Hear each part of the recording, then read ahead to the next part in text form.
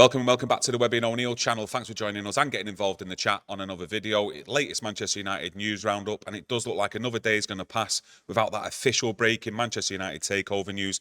Let me know all your thoughts and opinions on that, because it is starting to chip away at me just a little bit, let me tell you. Other news is Marcus Rashford. He looks close to signing a new contract. Yeah, the reports out there stating that he could be the highest paid player, and the contract is on the table, and it looks like it, well, according to reports, that it will be signed. I'm just annoyed with this contract negotiations with Rashford. I think it should have been sorted 12 months ago, but reports of him being the highest paid player goes against the grain of what I've learned with United, talking about keeping players' wages down. Does he deserve it? Listen, he's the only man what was scoring goals, and he's saved us this season with the amount of goals. Highest paid player.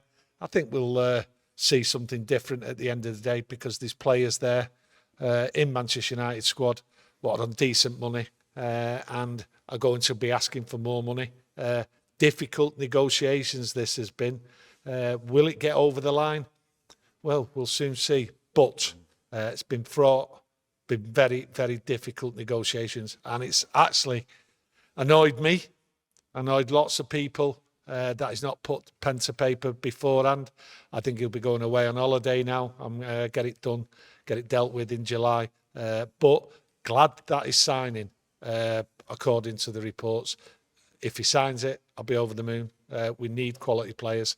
Marcus Rashford has shown this year that he is a quality player, and all the doubts I had, it just kicked me in the head with him, really, because he has turned it round, and it's great to see.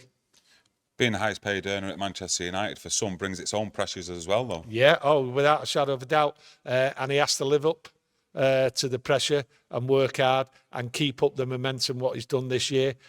Be very, very disappointed if he doesn't.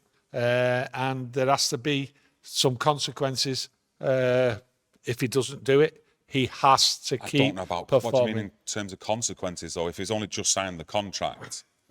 Listen, he's got to go into next year firing. He looked mean and lean, as they say, towards the end of the season, and he looked good.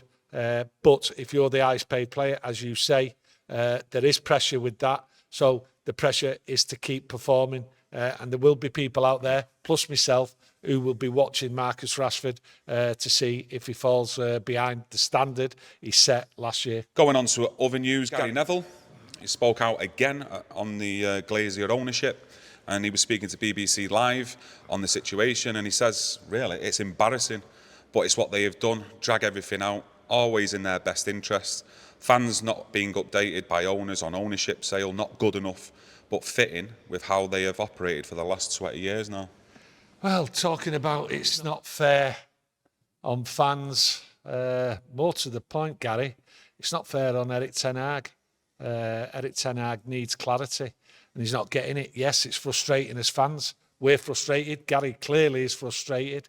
But the thing is, this is tough negotiations. And the Glazers, they want their $6 billion. And Sheikh Yazim and Sir Jim Ratcliffe are playing a game. They're edging upwards and upwards and upwards. So the frustration, yes, it's there. But who really is causing the frustration? Yes, clearly the Glazers are causing frustration. But if I've known for 5-6 months that it's $6 billion, then the Sheikh and Sir Jim, they should know it's $6 billion and stop messing about. Yeah, but the big issue is Manchester United worth in this current state $6 billion? I very highly doubt it. If it weren't worth $6 billion, the two bidders did be out the picture by now. They've seen the books. But it's just frustrating the way it's all going. I can't see Erik ten Hag being a happy man here. The budget for the transfers and everything else like that, is it being released? Will the Glazers release it? The way the Glazers have run this club has been an absolute disgrace, as we all know. But now it's becoming a farce, but it may impact severely what goes on next season, and it is frustrating. Yeah, this farce may continue, though, way into next season, though, as well, if nothing's sorted out in the next few weeks. Well, I think everything will be derailed. There's people inside their management have got plans with the youngsters, with the under-23s, with the squad, what we want to build going forward with the infrastructure and everything else like that. It's frustrating for everyone. It will derail everyone and set us back.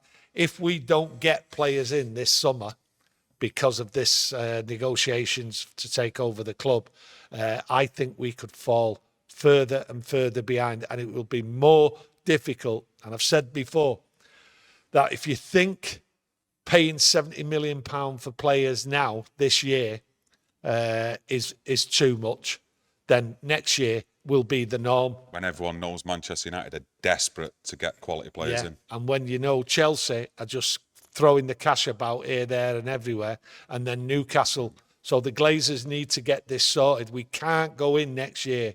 If we go into next year, right, I can understand Gary being frustrated, exactly the same as us, right? But there will be hell to pay if the Glazers are still here at the start of the season, because then we will just fall behind and the morale inside the club would just fall away. With Eric Ten Hag, I think it would fall away, understandably, to be honest. Yeah, we have seen our rivals, Chelsea, Arsenal, Liverpool, etc., already signing players and also making moves for other players as well. Do you think that's frustrating for Eric Ten Hag, watching that from Old Trafford? Not just Eric Ten Hag, I think for the fans as well. I mean, if you look around, Mason Mount, he's agreed terms with Manchester United, but we don't seem to be agreeing terms with any other players. That's frustrating for Eric Ten Hag, frustrating for us. What does it do? Does it leave us till July when we can go for players overseas? But I'm severely worried, big worried, to be honest with you, that no players negotiating with United have been confirmed besides Mason Mount. When you look at the other clubs, they're just smashing it.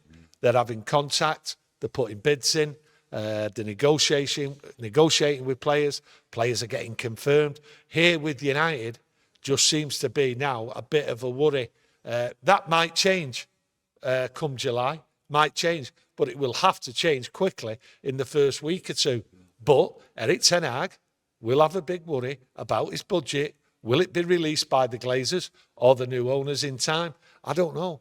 Everything about this transfer window now, as each day passes, gives me a big worry that we could have a setback of monumental proportions here. Yeah, no, I totally agree. And I know a lot of yous out there are worried as well with the impact it might have with Eric Ten Hag not getting the actual transfer budget he deserves, really, especially building on from last season. Yeah. But we have got to really keep steady a little bit. You know, the international transfer window doesn't open till the 1st of July. No, that's true. So, you know, it'd be great to see in that first week that all of a sudden we're being linked to players and deals are confirmed in that first week. Yeah, but I think what it is, what I want to see and what people out there see, I was very confident that everything was running okay when Mason Mount come out. Negotiations have been completed with him, and then it's just down to the selling club.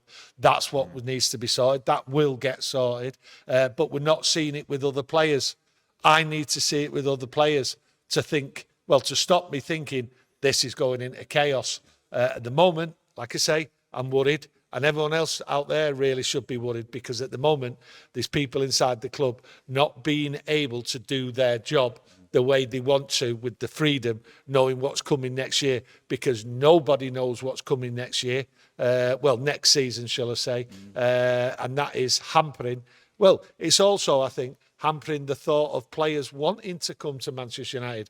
What kind of club are they walking into? But is it not? Have you not seen like an improvement kind of already though with Manchester United on terms of like Harry Kane? It looks like they won't be able to get that deal done. So instead of dragging it out throughout the whole of the transfer window, trying to get it done and failing, they've moved on straight away. It looks like they're going to Rasmus Højlund. Now Kim Min-jae as well. Looks like Bayern Munich are going to hijack that deal. They look like the front runners, and it looks like Manchester United have got a second choice who they're looking at getting from Monaco. Yeah, well, we look at it with Højlund, Kim Min-jae, things like this, other players. But what it is, it's nice to see that we're being linked with other players, but that's not really what we want. What we want is players to confirm that they want to come to Manchester United, and that negotiations have been done. And until the transfer window comes out, then that's when you sort out the payment to the selling club. But that's what we want. Yes, it's nice to be linked, but that's just a story. I want a bit more confirmation, something concrete. Yeah. Like with Kim Min-jae, that's probably going to be another couple of weeks, really, with his military service until we all find out where he wants to go. But it could still be possible Manchester United. We just don't know yet. All things are possible in the transfer window, and all things are possible if the situation at Manchester United changes. Erik ten Hag could suddenly, pounce on everyone. He's got players in mind already, and like I've said previously, since the World Cup, he's had plenty of time to look around and pinpoint players he wants. So have we actually heard the names of the players he actually wants? I very much doubt it, because I think he was looking at right backs, left backs, midfield players, forwards, wingers. I think all these players Erik ten Hag was looking for, and I don't think yet that any player that ten Hag has pinpointed we've actually heard mention. I think we're in for a big surprise if Erik ten Hag is backed with the funds. What I will say is go back to the last summer's transfer window.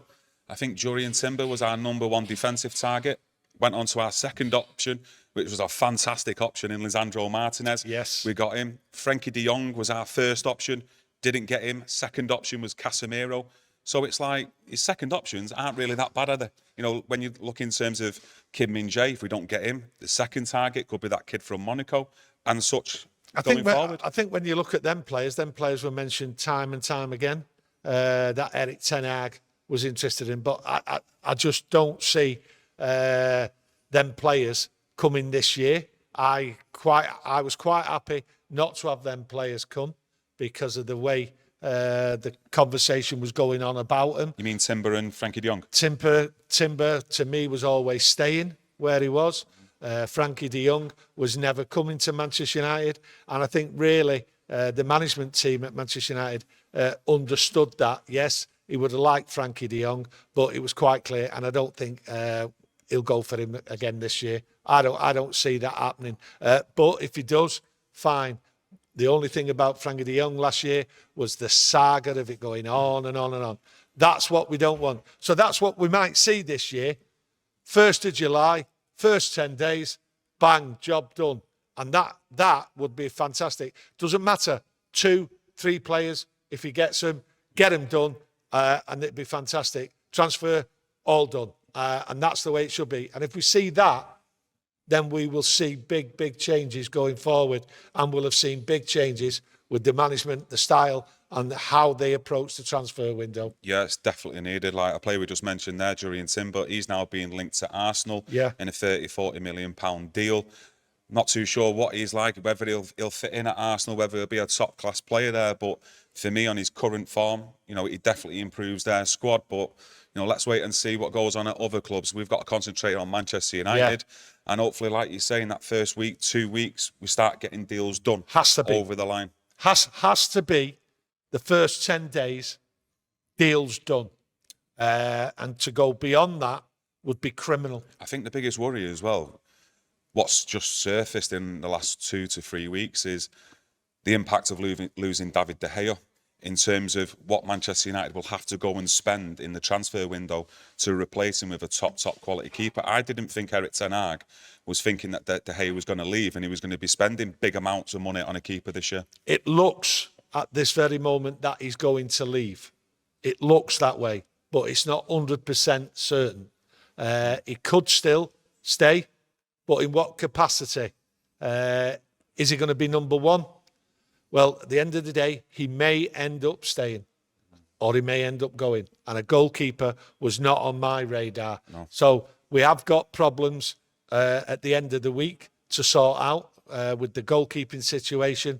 So all guns just might be blazing here. Yeah, all guns blazing.